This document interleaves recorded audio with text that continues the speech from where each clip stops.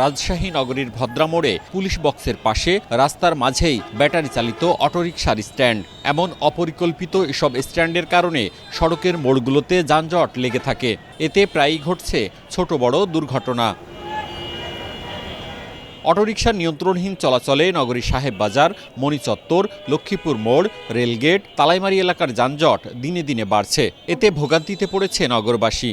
যেভাবে অটোগুলো বেআইনিভাবে রাস্তা ঘিরে দাঁড়ায়, যার কারণে অ্যাক্সিডেন্টের ঝুঁকি বাড়ে। সকালে অফিস টাইম এবং স্কুল টাইমটাতে একটু যানজট হয়। রাজশাহী সিটি কর্পোরেশনের তথ্য মতে নগরীতে তালিকাভুক্ত ব্যাটারি চালিত অটোরিকশা প্রায় ৯,০০০, রিকশার সংখ্যা ৫,৮০০ এবং ভ্যান ২০০। তবে সড়কে চলছে প্রায় ৪০,০০০।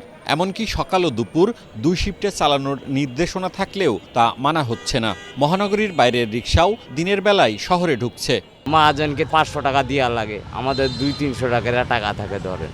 আমরা পেটের জ্বালাতে বাড়ালছি ধরেন। আমরা কই যাই দাঁড়াবো কন, দাঁড়ানোর তো জায়গা লাগবে।